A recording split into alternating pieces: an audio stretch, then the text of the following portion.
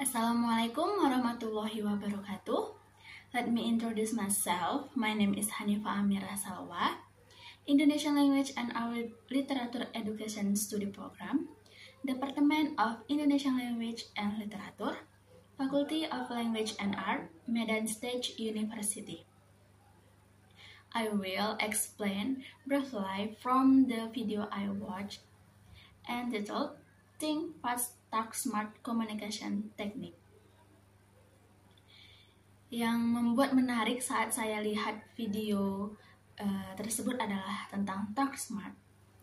Komunikasi adalah suatu proses penyampaian informasi, pesan, ide, gagasan dari satu pihak kepada pihak lain. Pada umumnya, komunikasi dilakukan secara lisan atau verbal yang dapat dimengerti oleh kedua belah pihak.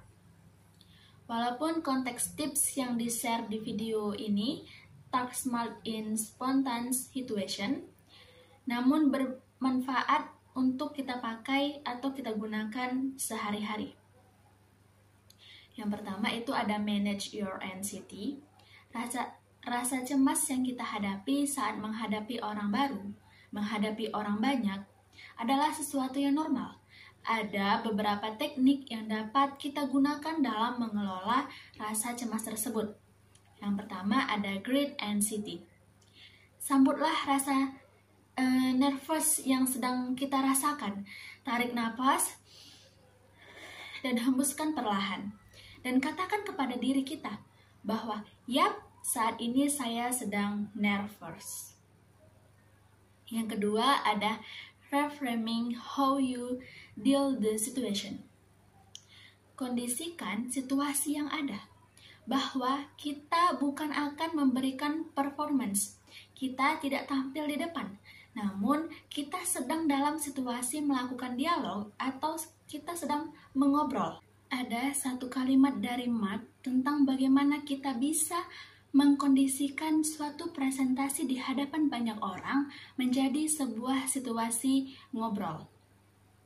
Yang pertama, mulailah presentasi Anda dengan pertanyaan. Buat audiens Anda terlibat lebih dekat dengan Anda dengan memberikan pertanyaan.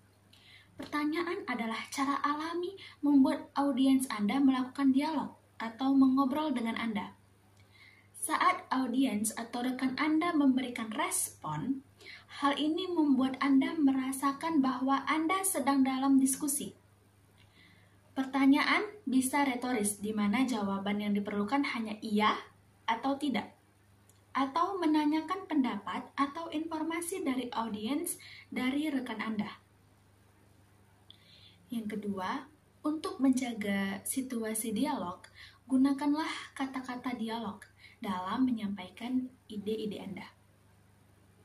Yang ketiga, be present-oriented.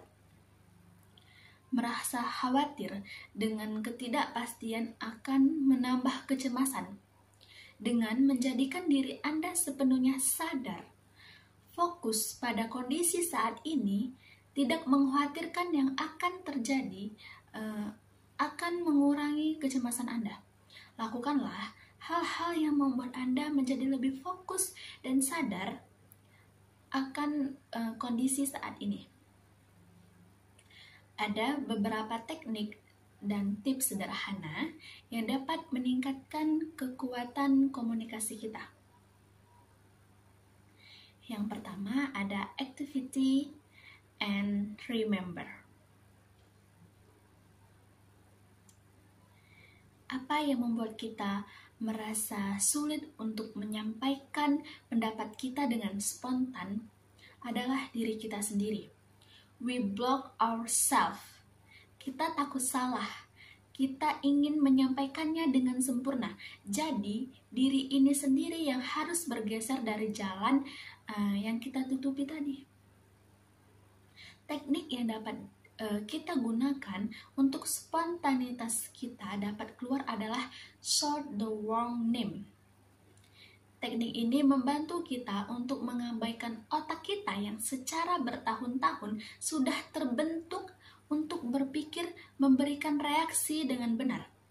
Karena dalam situasi spontan, kita cenderung terlalu banyak memberikan tekanan di dalam otak. untuk berpikir bagaimana supaya benar. Yang kedua, ada not blocking or why is important. Selanjutnya, yang penting untuk diperhatikan adalah merubah cara kita melihat situasi. Sebaiknya, kita melihat situasi saat kita akan bersuara atau berkomunikasi atau berpendapat sebagai suatu peluang, bukan tantangan atau ancaman. Sebuah peluang untuk mengklarifikasi, sebuah peluang untuk mengetahui pendapat yang orang-orang pikirkan. Dengan kita melihat situasi sebagai sebuah peluang, maka kita akan merasa memiliki kebebasan lebih dalam merespon. Saat kita melihat situasi sebagai sebuah tantangan atau ancaman, maka kita akan memberikan respon minimal dan cenderung untuk melindungi diri. Yang ketiga itu ada slow down and listen. Kita perlu mendengarkan untuk memberikan respon dengan tepat. Seringkali kita mengasumsikan informasi yang sudah disampaikan itu cukup.